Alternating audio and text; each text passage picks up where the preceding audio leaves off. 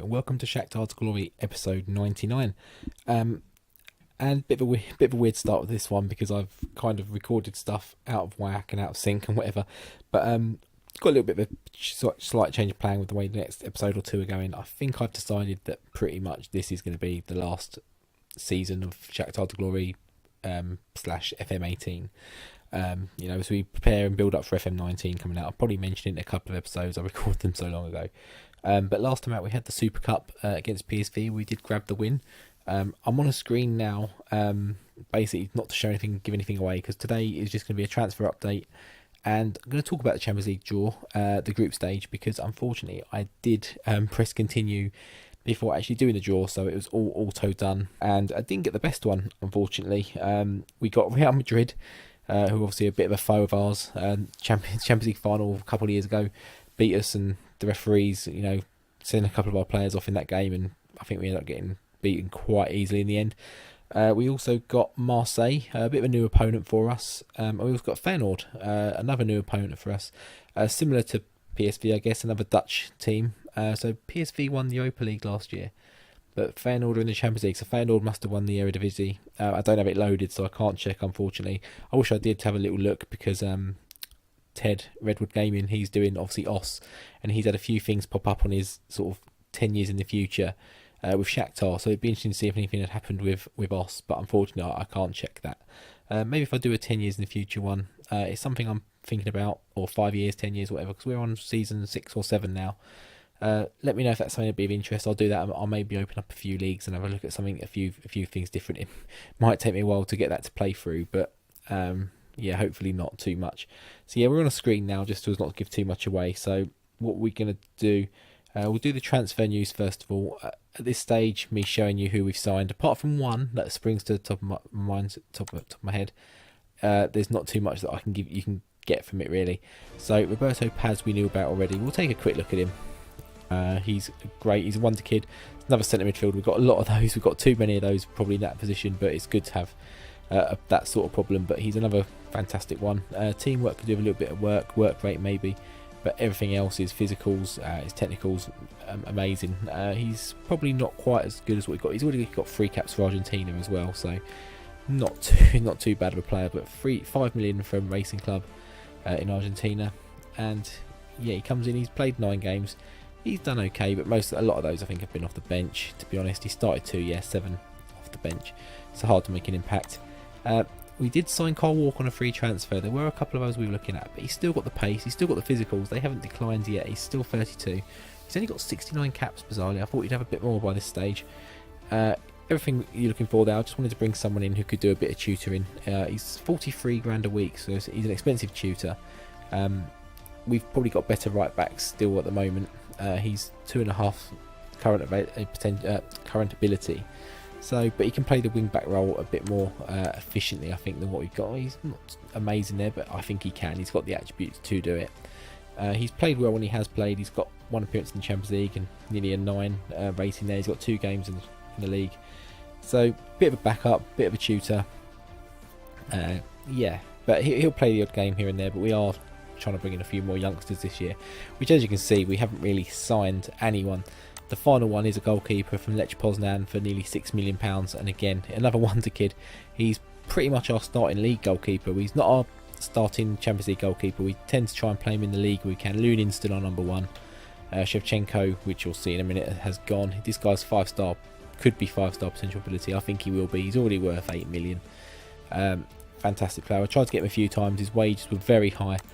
Managed to get him in the end on 15, which I don't think is too bad for a player of his ability. So we'll see how he goes. We won't see how he goes, unfortunately, unless we go into the future.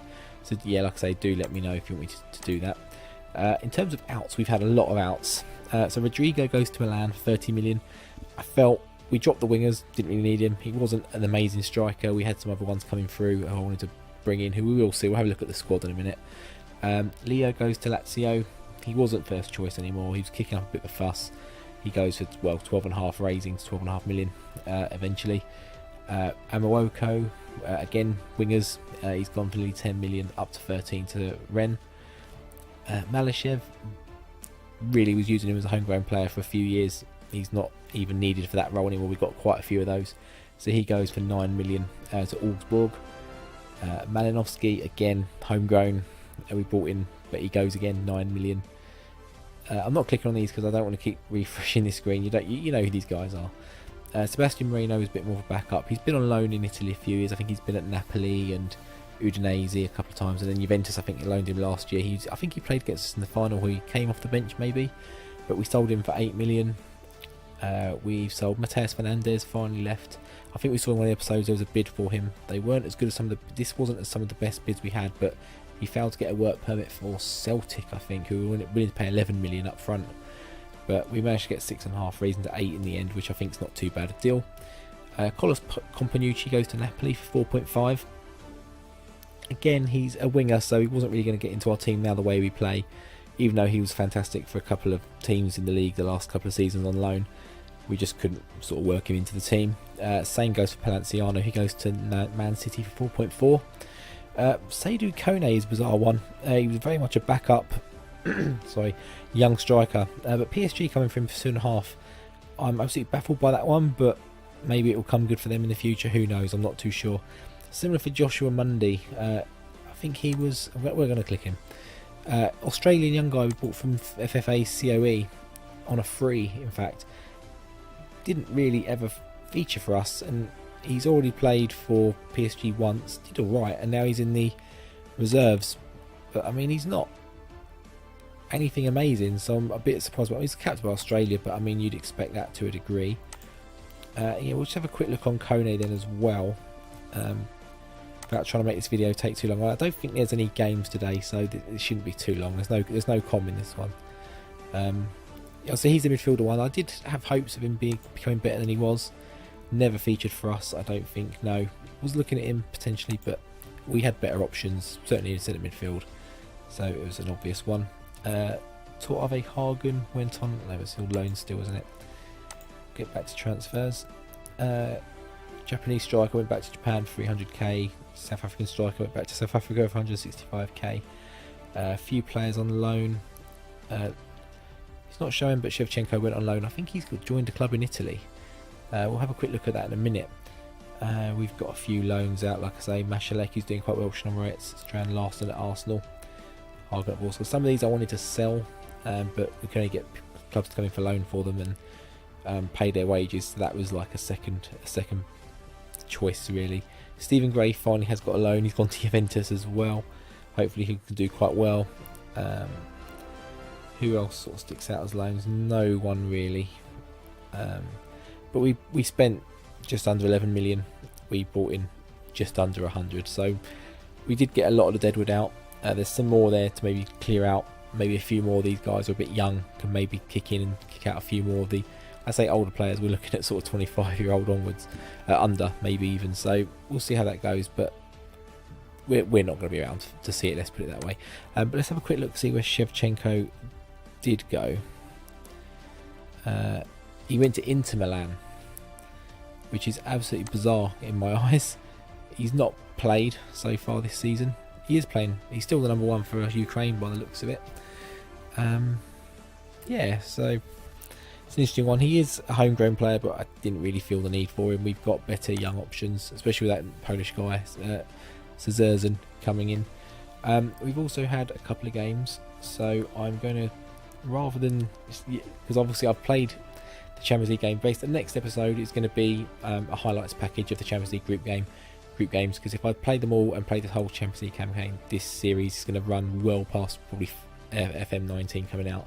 So I've literally played all the group games. I'm just going to put a little highlights package together, and that'll be the next episode as a whole, and the draw, should we get through the Europa League draw or the Champions League draw, or no draw if we don't get through, of course.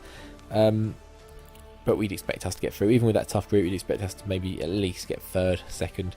We're the champions. We should be getting through. So we'll just pop to... We've done the transfer news. So yeah, we'll just look at the games that we've done in the league, and then that will pretty much round up this video before we kick on to the Champions League game episode next episode. So you don't see it, I'm going to just cut away. So after PSV, we played Shnomrets in the league. An easy 4-2 win. Cedric Drouet. We're going to have a look at the squad. I'll have a look at that in a minute. So there are a few names that will pop up who have been around the club, but or maybe we'll do it as we go through. Pops up are in the club, but they're in the first team, in and around the first team now. Finino, Chainer has finally been. Is it going to let me click them now? I don't think it's going to let me click them right now. Figueiredo's popped up. Perdomo is. We've got a lot of wonder kids in this team at the moment. Is it let me? It's letting me click them now. Bizarre. So Chainer, centre back, good backup option. He's probably defender number 3. No, he's not. Valadares, Tellez, and Kvitsov still. He's number 4. So he's still really good. He's getting a lot of game time, as you can see in down there. You can't see down there actually. Premier League. There we go. He's got 11 games, so he's doing all right. We've got Figueiredo, Yalda Silva. We know the right back. Figueiredo's going down a little bit in his training actually. But he's got a lot of stuff I like in attributes I like and positions I like. Training him as that box to box. He's got the stamina, he's got the teamwork, he's got the work rate. So if we can develop him in that way, could still be a good player. Where we'll see that the benefit of that, I don't know. Perdomo is, I think, Colombian. Yeah, Colombian striker. He was a wonder kid. He has dropped that now, unfortunately. We're training him to be an advanced forward. He's got 18-8 in the Premier League. He's doing okay. 18-10 if you include the sub appearances. He's been on loan the last season at Napoli. Did okay. Wasn't amazing. Drouet's come in now. We finally brought him up into the first team. He's doing really well. Had a bit of a slow start, but he's kicked on. Yakovlev is a youngster through our academy. He was on loan last season. He scored a lot of goals. 17 and 24 for Zoya. A good Zoya team. So we brought him up. Again, a bit of a slow start, but he's starting to find his feet in our team and get the goals. I seem to be losing my voice at the moment. I'm not sure what's going on. Adair came in at the end of last season. Solace. Yeah, no one there really new at the moment. So yeah, 4-2 Shannon Moretz. We followed that up with an absolute ball draw, 0-0. We should have won this game. In fact, what we'll do, we'll bring match stats on here. As you can see, we absolutely dominated the match. We should have won this. Both teams had a red card, but we couldn't sort of find our way in. Ours went off on 62. They got sent off at 49, so there wasn't a great deal of time between them. But yeah, not much more to say about that game really. It was a bit of a bore fest. We did bounce back though with a 4-1 win against Vorskla. Cedric Drouet getting 2, Perdomo getting 2. Perdomo missed a penalty for his hat-trick. I think he missed 2 penalties in this game, didn't he? He missed 2 penalties, one on 88 and one on 94 minutes. So he should have had 4. He had 2. So, but we won 4-1. We got the 3 points. Which point was a somewhat close league. Kiev. Oh, I can't show the league table because I've played a lot more games. Obviously, where I've played all the Champions League games already. So I'll have a little look at that afterwards.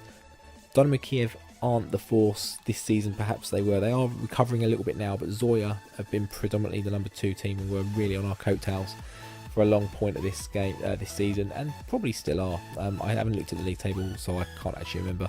But we're just our usual dominant self. We've had a few sort of slip-ups here and there. Not defeats, luckily. We've still got that unbeaten run going, but a lot of draws. Yep, one more game before we get into the Champions League sort of fixtures and next episode. So we beat Ingilets Petrova 4-0. We had an own goal from them just before half-time. Right after half-time, Kovalenko scored a penalty and then scored another goal. And Cedric Drouet in the middle of those 2 goals got number 4. Again, they weren't in the game. We're dominating. We dominate the fouls as well. Got a lot of yellow cards. No red cards this time, luckily, but Kovalenko comes off the bench to get 2, in fact. It's another one of those. In fact, I'm pretty sure if I look at the formation, it was probably a very defensive. Okay, 4-5-1. So yes, but you quite often see sort of fullbacks and wingbacks, defensive midfielders, and like one striker, or an attacking midfielder and no strikers. So it's a tough one to break down. But we get once we do, we normally get a kick on and get a couple, as we saw in this case. A lone goal, we kicked on in the second half and just dominated and saw the game out 4-0. So that's the end of this episode really. It's a bit of a transfer special, sort of catch up before we get to the Champions League parts. Like I mentioned, we're going to have the Champions League highlights, so we're not playing every game. I'm going to just a quick highlight fin of all 6 games. The finalisation of the group, how we got on, the Champions League draw, which I did actually record this time, thankfully, I think. Yes, I did. And sort of then after that, it will just be probably just the Champions League games. I might even try and do them in one episode, so or Europa League, whatever it is we get into. I'm just going to spoiler alert now, we get out the group. Whether it's in the Europa League or Champions League, I'm not going to say, but we do have more fixtures. So any 2-leg games, they're just going to feature in one episode. So yeah, look out for the next episode with the highlights. If you enjoyed today's episode, just a quick sort of catch up really, and sort of plans for what we're going to do. Drop a like on the video, it does helps my channel grow, and same with the subscription to the channel if you want to see more as well. Like I say, there will be Football Manager 19 content coming out. I'm literally, after this episode, about to record one more, which is the little intro bits for the Champions League one, and then I am going to potentially record, I've got a little, well, you'd already have seen it at this point, it's a retrospective video. I did a bit of a mistake on the channel, which you probably would have seen, and certainly you would have seen this video once it's gone up. But yeah, I'm about to record that as well, and possibly some plans for FM19. But until next time, for that Champions League video, take care. See you later.